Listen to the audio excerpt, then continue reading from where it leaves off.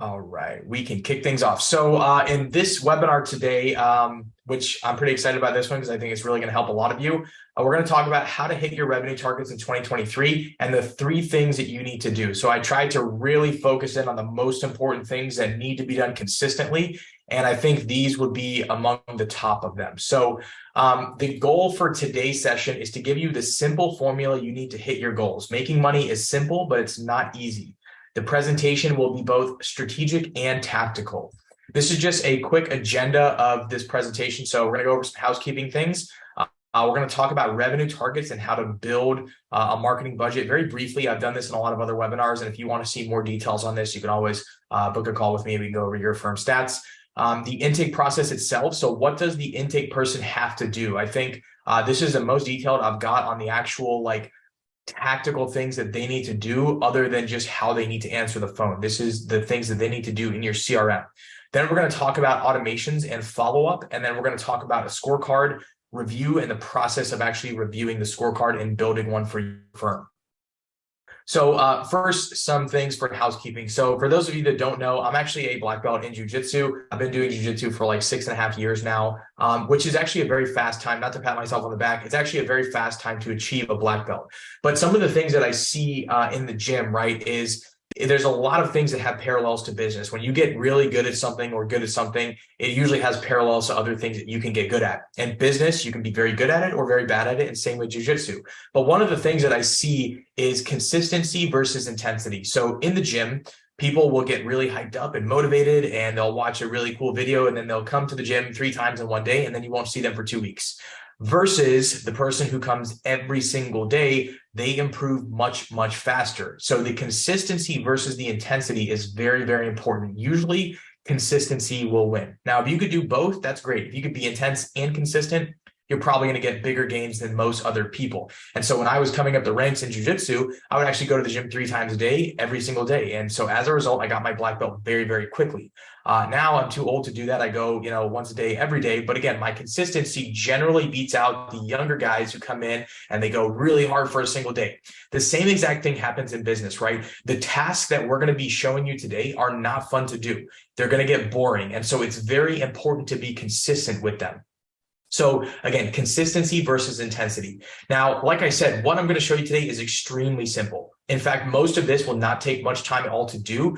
The hard part is doing it every single day because the process of making money should feel boring. So when you go into your role, whatever that is, if you're a salesperson or let's say you're even an attorney, eventually it may get a little boring for you because you're so good at it that you don't even think about it. You're just like, all right, I got to do this. I got to do this. I got to do this. And that's how the process that I'm going to show you today is going to feel after a while. But the important thing to remember is you have to be consistent with it. Same exact thing in jiu-jitsu. Again, when you want to get good at a move in jiu-jitsu, let's say for those of you who know what an armbar is, when you try and break somebody's arm, you have to practice that move thousands and thousands of times to actually get good at it. And as a result, it takes a lot of time and effort, and it's boring. It's not exciting to sit there and practice a move over and over again when you're just practicing. Same exact thing for the processes I'm going to show you today. You're not going to be good at them initially, or your intake person might not be good at them. They're not going to understand them, but over time, as they keep doing it and they keep practicing, they're going to get better and better at what they're doing. And as a result, the results you're going to get from your marketing and your sales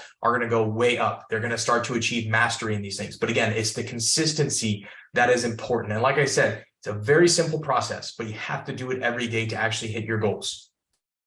So another housekeeping item, and then we're going to go into a revenue sheet where we can plan your budgets and things. And that's what's going to feed into their actual activities, but you have to understand how to back into their activities. So first, we're going to talk a lot about a CRM today. And there are a lot of CRMs out there. All a CRM is a customer relationship management software that will help you follow up with your potential clients, and it'll help you manage your existing clients. And so in the legal world, a lot of people use Clio, a lot of people use Captora, Practice Panther, Salesforce, Infusionsoft. All of these will work. It's just a matter of using them to their fullest potential, because a lot of people will have a great CRM and they don't use it because, again, it's boring. And so the CRM is a big hunk of junk because they don't actually use it for what it's used for. I've seen people with $1 million Salesforce implementations that don't use it correctly. And as a result, they just have a big hunk of junk Salesforce that can do what any other CRM can do. And they have tons of custom development into it. So again, you want to use the CRM. That's the most important thing, is actually using it every single day. And so before we dive into the actual things that we need to do to hit our goals, we're going to go over this sheet here. And some of you may have seen the sheet. I really like the sheet because it gives people a clear expectation of what they need to do to hit their goals as far as revenue is concerned. And so we start with revenue as the main goal, and I'll explain what all of these numbers mean in just a second. But a lot of firms want to make $1 million or $2 million or whatever it is, right, in 2023. So I'm going to set that as my goal is I'm going to put $1 million here as my revenue goal. I think that's $1 million. And I'm going to set my case value. We're going to do a divorce example here. Let's just set my case value at 7,500. Now that may be low for some of you. It might be high for others, but I like this number. I think this is a very attainable number for lifetime value of a divorce case, right? This means that there's litigation and it's going to go on for several months and yada, yada, yada. All right. So generally the lead cost for divorce can be between like $60, $70. In some states, it can actually be more expensive. It can be more competitive, but I'm just going to keep $75 here as a lead cost. So these are the inputs that we need to know before going into our plan here. And so if we want to make $1 million, we need to know what our raw closing rate is. And we need to know what our case value is. Now, what the raw closing rate is if you get 100 leads into your firm, how many of those people do you actually close? Now, this is going to account for the crazy people. This is going to account for the people who have no money. This is going to account for the people calling you who are looking for a competitor. It's every single lead that comes into your firm. And we'll be able to measure lead quality with the different metrics that we have highlighted in yellow. But for now, we're looking at the raw closing rate. So if we want to make $1 million and we are making $7,500 on average with our clients, we need 133 cases for the year. Now, how many leads do we need to get to hit that 133 caseload? We will need 1,388. And how you get that number is you divide 133 cases by 10%. Now, you don't divide it by 10, you divide it by 0.10, and that's going to give you the number of leads that you need. Now, if our lead cost is $75, what we need to do is we need to spend $104,000 for the year in order to hit this goal. And we'll need 11 cases per month, and we'll need 116 leads per month. All right, so that's kind of how you back into these numbers. Now, raw closing rate is a great metric, and generally people may have a pulse on what this is, but your closing rate is actually made up of different stages. And I'm going to talk about these stages extensively because your intake person is going to be responsible for a lot of these stages. So there is what's called an MQL rate, meaning if we get 100 leads, how many of those leads are marketing qualified leads, meaning you can actually sell them your services. And so generally with an MQL, you define it in very black and white terms. So do they need a divorce and are they in my area? That's it. That's an MQL. Even though they're broke or they're crazy, you can still technically work with that person. And so for marketing purposes and data gathering purposes, that is what we call an MQL. So for my own marketing, I define an MQL as somebody who's an attorney. That's it. So they could be crazy. They could be maybe not in the right place to work with us, but if they're an attorney, technically I can sell them my services. And so that is what I qualify, or I would consider them an MQL or a marketing qualified lead. Now I have 98% here because generally once your marketing is dialed in, you should have a pretty high MQL rate. From there, how many of those MQLs will actually book a consultation with you? So this is your appointment book rate. And this is a very safe number to assume 70%. Some people have a much higher rate than that. From there, a certain percentage of those people will actually show to your consultation. And in this example, it's 70%. And then from there, a certain percentage of those people will actually close. And I have 20% here, which is actually a little bit low for attorneys. Generally, I see attorneys up in the 30 to 40% range. Some people are higher, but you get the idea. So if I change this number to 30%, all my formulas are going to change. I'm going to need less leads. I'm going to need less budget. And my closing rate is going to be 14% now. So 30% is a good number here. So what this means is every single month, we're going to need 77 total leads. We're going to need 76 MQLs. 53 of those people need to book an appointment. 30% of those people need to attend their appointments. And we need to get 11 sales at an average value of $7,500. And so what that means is this is going to be our monthly revenue that we need to hit in order to hit our $1 million goal. Okay. And our marketing budget needs to be $5,700 a month so we can get enough leads per month to actually hit our goal. Now, the reason we have it broken out like this is because these are the numbers that we're going to monitor later on when we circle back to our scorecard. So we need to make sure that we are on track for our goals, because what you don't want to do is get to the end of the year and say, oh crap, we didn't hit our goals. What happened? You want to be able to be preemptive. You want to be proactive in fixing problems before they become too big of a problem that you can't get back on track. And so that's what the scorecard is going to do for us. And we're going to talk about that after we talk about the intake process. But again, It's important to know how these numbers work together to hit your overall goals, because we are going to be tracking these numbers individually, and your intake person is going to be responsible for some of these numbers, and you, the closer, or you, the, whoever's closing the business, is going to be responsible for the others. So we're going to go back into our presentation here, and we're going to talk about intake activities, and then I'm going to show you what this would look like if you were managing it in a CRM. All right, so let's dive back into this. So here are the intake activities. And again, each of these have very important implications. So the first one is answer every single call. I know that seems pretty stupid or pretty straightforward, but you'd be shocked at how many firms do not answer every single call. And if you don't monitor this in your firm, this could be happening in your firm. You could be missing phone calls. And we see this all the time, even with really big firms. We start working with a big firm, everything looks like it's pretty tight and ready to go. And we start sending leads their way. And now we're getting a whole bunch of missed calls because somebody's dropping the ball. So again, you want to audit this in your firm. Now, the reason we want to answer every call is you have a better chance of closing this person, because again, you have the first touch point with this person, especially if they're searching for other attorneys in your area.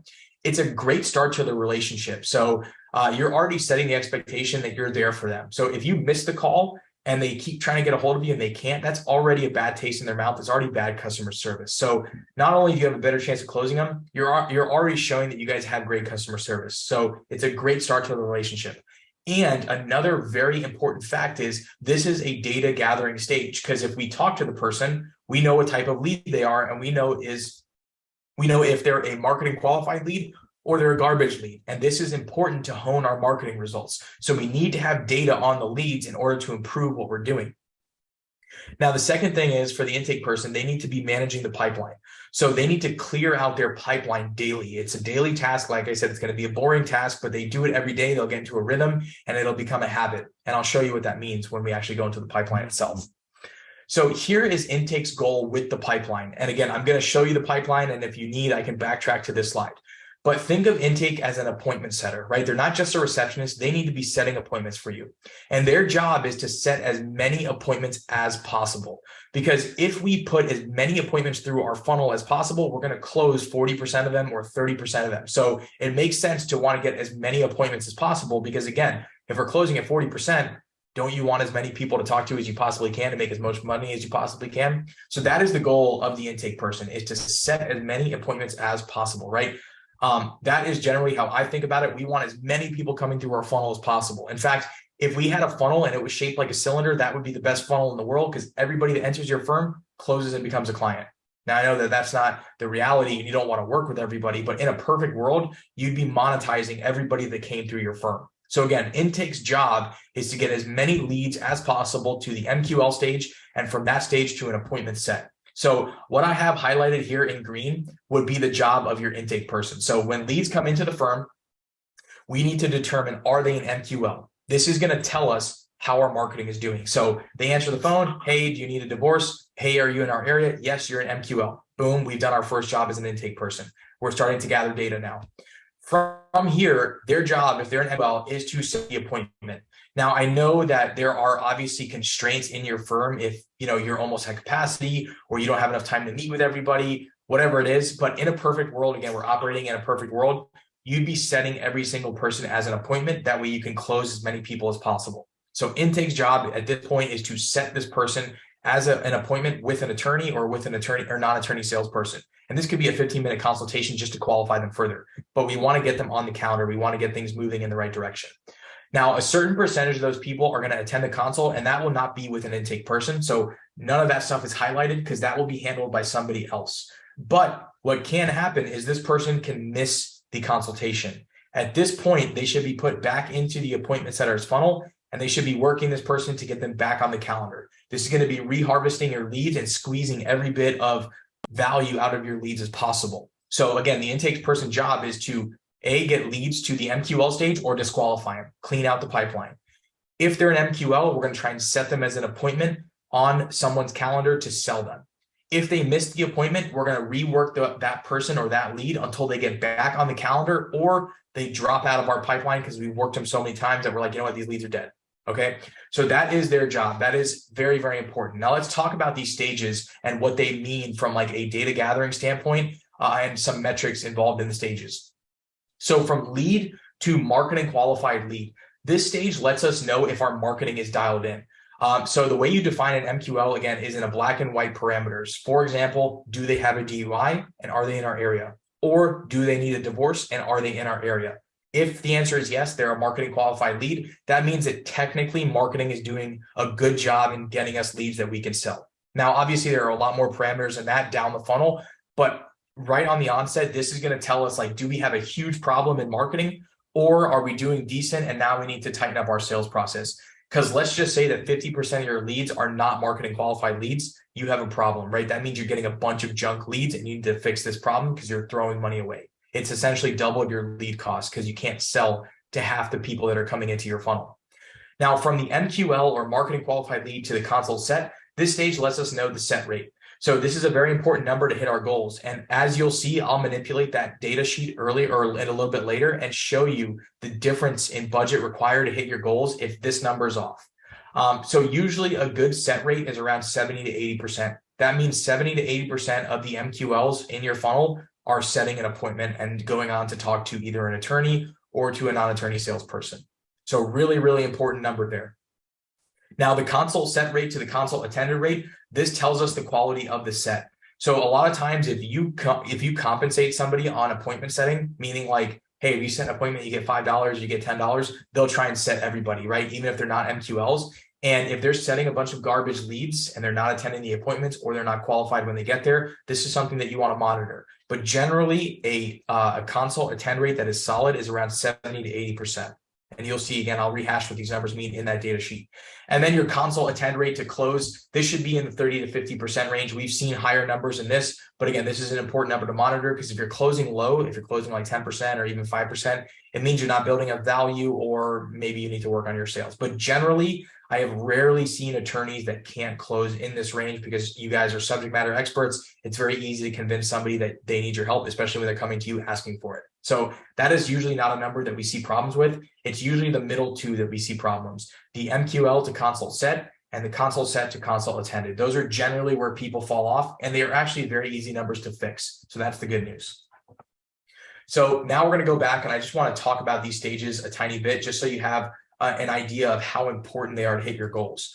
So let's just say that our MQL rate was at 50%, like I used in the example earlier. So that means that if we get 100 leads, only 50 of them qualify to work with us right off the bat in a black and white scenario. So meaning they have a DUI or they want a divorce. So if we put that number to 50%, you can see that our marketing budget now needs to be $11,000 a month to hit the same goal that we were hitting before. So literally you're cutting your leads in half and now you need to spend double. So you want to make sure that you have a very high MQL rate. So let's put this back at like 98%. Now, the appointment book rate is another number that can be usually a low number. And the reason for that is missing phone calls, or you're not doing a good job. The receptionist is not doing a good job setting the appointment. So if that number is at like 40%, which I've seen, it's actually pretty common for it to be that low. That means you need a marketing budget of $10,000 to hit the same goal that you were hitting before. So you can see how important these numbers are when you start to manipulate them. Now, I know this is a spreadsheet and it's easy to say, but again, these numbers are always in effect. I always see these numbers play out. And when these numbers start to slip because people stop doing the boring work, they stop following up the leads, or they don't want to go in the CRM today, or they don't feel like answering a phone call, that's when these numbers start to slip, and they can slip very, very fast. So you want to make sure that you can maintain these numbers, because if you don't maintain these numbers, you're starting to get off track from your goal. And it can happen again very, very quickly. If you do this for 2 weeks where you slip it up, that whole month can be blown. So again, it's important to monitor these things, and it's important to know what the numbers need to be in order to hit your goal. So you guys have a North Star, you have something to aim towards. So again, those are the implications of not knowing the numbers and not keeping track of them on a weekly basis, which again, we're going to talk about in just a few minutes here. So I've talked a lot about a pipeline. This is what a pipeline looks like. This is the CRM that we provide to our clients. And there, again, every single CRM has this functionality. This is what's called a sales pipeline. And the sales pipeline is exactly what I just outlined. So we have a new lead column. We have a marketing lead column, or marketing qualified lead, sorry. We have a consultation booked. We have a consultation attended. We have a contract signed, and we have a payment stage. Now, you can also put a column here for appointment missed, just to keep track of them separately. So that way the intake person knows that everyone in that column needs to be reworked as a lead. It's actually something I've done recently to my own pipeline, and it's actually really helped a lot from a visual standpoint. Or you can just tag the lead however you want to do it. But again, it's up to you how you want to do it. You just want to be keeping track of your leads. So what happens when this starts getting populated, right? Every time someone fills out a form on your website or every time someone calls in, they're going to be put into this sales pipeline. So for our clients, they'll have a bunch of new leads. And if I was the intake person, I would either be answering the phone and moving that person to a marketing qualified lead stage so we can keep track of that number. If they book a consultation, I would then drag this person over and I would drag them over to consultation booked. Once they've attended the consultation, that is for somebody else to manage the lead for. At this point, you would reassign this lead to the other person managing the lead. If they're in the consultation miss stage, again, if you add that stage, then the intake person knows that, okay, that lead is back in my court. I need to go and work that lead. So this pipeline has a lot of functionality because A, it's going to tell people who should be working the lead. And B, what's going to go into our next conversation is this can trigger automations. When I move someone over from new lead to marketing qualified lead or marketing qualified lead to consultation booked, that can trigger a set of automations to go out to the person and remind them, hey, show up to your meeting, or hey, are you guys ready to move forward? So on and so forth. And I'm going to show you what those automations look like just to get the wheels turning. I'm not going to show you exactly how to build them all because for every system, it's different. But I want you guys to know what kind of capability these systems have, because then you can start to think about your own sales process and how you need to build it out. All right. So that is what a pipeline looks like. Again, this is a really important feature that you should be looking at every single day. If you're really trying to get to the higher closing numbers, you should be in your pipeline every single day, dispositioning your leads, making sure your intake person is dispositioning the leads so you can keep track of your metrics. All right, so now that we've talked about intake and the importance of actually doing those actions and doing them every day for data gathering purposes and for closing purposes, we're going to talk about automation and follow-up. So firms that close the highest touch their leads the most. It's not that they're master salespeople, it's that they're following up the most with their leads. And actually 2 weeks ago, I did an example where I submitted a lead on Morgan & Morgan's website. He's one of the largest personal injury firms in the country. I submitted a test lead to him. I hope I can't get in trouble for this, but I submitted a test lead and I tracked it in our call tracking software to see how many times he called me, how many times he texted me, and how many times he emailed me. And so I did that about 2 weeks ago on a webinar just like this. It was actually 2 weeks ago on Thursday. And since then, he has called me 13 times, and I'm going to get a call from him any minute. So he has literally called me every single day. Here's the call log, right? So he called me November 28th, he called me November 29th, November 30th, December 1st, December 2nd, December 5th. I guess he took a little break there, December 6th, 7th, 8th, 9th, 12th, 13th, 14th. And he's going to call me again today, and he's going to call me again tomorrow. And with every one of these phone calls, he texted me and he emailed me. So I have so far got, what is 13 times 3? 39 touches before he's disqualified me. And I don't know how much longer he's going to call me for, but we're going to figure that out. So again, the firms that close the highest touch their leads the most. And so this is the biggest personal injury firm in the country.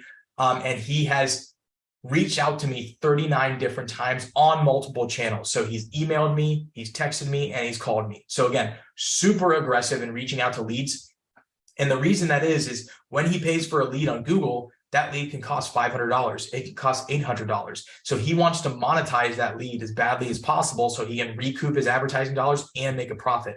So again, touch your leads as many times as possible before you say that lead's no longer working.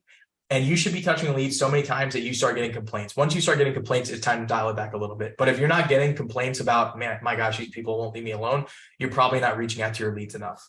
And so when you work a pipeline, you want to work the pipeline from right to left. And I'll show you what that means. So when you're coming into your pipeline, right, your intake person or your salesperson, starting all the way at the right side makes you work your hottest leads first. So if somebody has a contract sent to them, this is somebody who's already down your funnel and they're almost ready to do business with you. All they have to do is pay you. And so if I was working this pipeline, I would reach out to Steve Rogers first on my list. Why do I want to do that? Because this guy is the closest guy to making money for the firm. So I'm going to call Steve and say, hey, Steve, are you ready to move forward? Are you ready for your payment information? And boom, if Steve pays, I've now landed a client, he's paid, and we've made money today. And so then I will work to people who are in the consultation attended stage. These are people that we've talked to, we've pitched them, they know the price. And again, they've already sat through a full consultation. So they are ready to be moved to the contract sign stage. And so if I talk to Tony Stark and he's like, yes, go ahead and send me the contract, boom, I get to move him over to this stage. And now he is one step closer to giving me money. So we want to work our hottest leads because we don't want too much time to go by and they forget about us, or they maybe work with another attorney who's also working them. whatever the case may be. We want to work those leads first because they are the ones who are ready to do business with us and we can make money faster. From there, we will work our way down the stages all the way to the new lead stage. Then we will work the new leads, so people we haven't gotten in contact with, and we'll try and move them down the pipeline. So I like to view this as a game when I'm doing this for myself. I like to go and either disqualify the lead, they're not qualified to work with us because they're not an attorney, or I like to move them to the marketing qualified stage, to the consult book stage, to the consult attended stage, and I just work the leads like a game. So either I get them out of my pipeline or I move them down the pipeline. So again, this is what's called clearing your pipeline every day. So it's a really good habit to get into when you get into your pipeline to make sure that there are no more leads in the new lead stage. Everybody's accounted for, everybody's being worked, and everybody is moving down the funnel closer to the revenue stage. Because if, again, in a perfect world, everybody would move over to the revenue stage and we would make money off of everybody. That's not how the world works, unfortunately. But again, you can get very, very close to moving people down to the right. So you start on the left-hand side, you work your hottest leads first and move to the left. All right. So hopefully that makes sense for you guys. If you have any other questions about that, feel free to let me know. Now, another thing, like I said, with automation, you can automate different stages in the pipeline. So when I move a lead from the consultation book stage to the consultation attended stage, I can trigger a series of emails and text messages and even phone calls to go out to this person because they're now in the consultation attended stage. And I'll show you what that looks like. So this is what this interface looks like. Again, every CRM has this type of functionality. It just may look a little different. I think the one that I would recommend if you're using a legal specific one is Lawmatics. I believe they facilitate text messages, which is great because text messages always get opened. So if I was creating what's called a workflow in this example, this is just a workflow builder or an automation builder, I can now go and create this, and I'll show you what this looks like, just very basic in a basic way. So what I need to do is first I need to create a trigger. And what this means is I need some sort of action to take place to trigger this workflow. Now, in this case, the action that's going to take place is I move the contact from the consultation book stage to the consultation attended stage. That is tracked in this system, and then that will trigger a set of automations. And so what that will look like is I will do pipeline stage changed. And we're going to add a filter. So we're going to do what pipeline they're in. This is the pipeline name.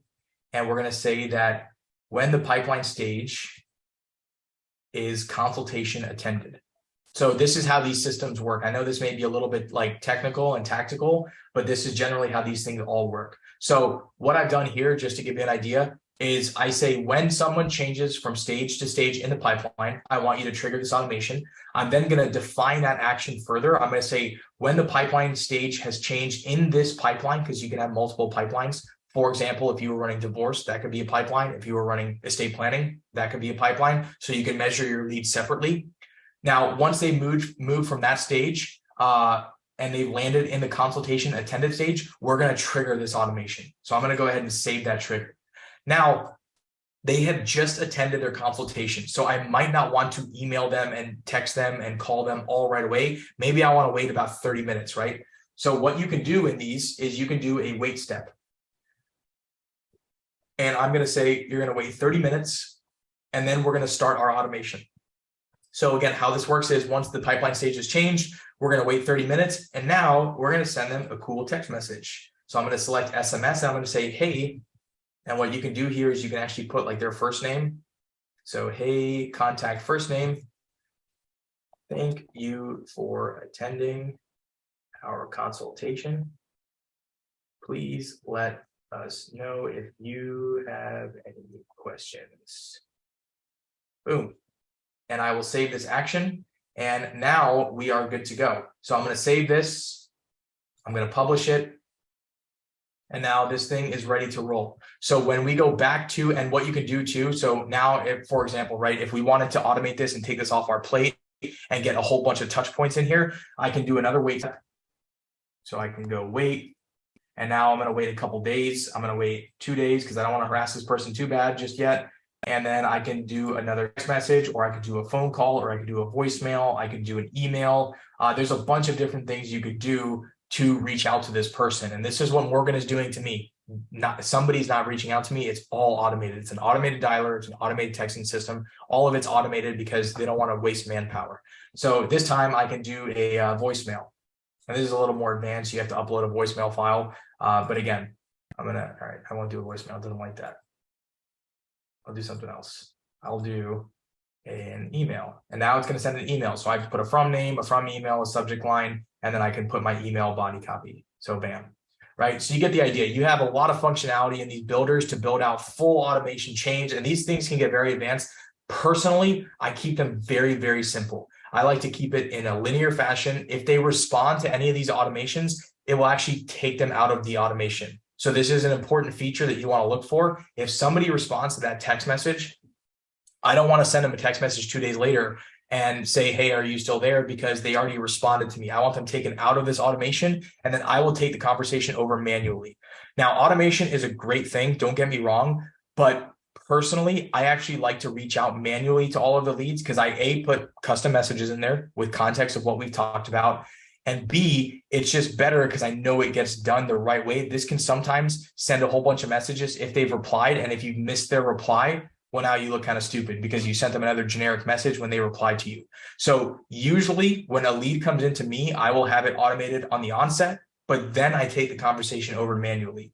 Now, some things will fall through the cracks if you're doing that, unless you automate tasks and things like that. But again, we want to leverage this type of stuff because if you're a solo or you don't have a lot of manpower, this can do a lot for you in the beginning to squeeze every bit of value out of your leads. So enough with the automation builder. Again, most systems have this type of functionality, or you can string this type of stuff together with systems like Zapier and other email sending platforms like SendGrid or SMS Magic, or, all those types of things. So once we're in the opportunity tab, if someone moves over to, let me do something really quick and do a test. Hopefully I set that automation up right.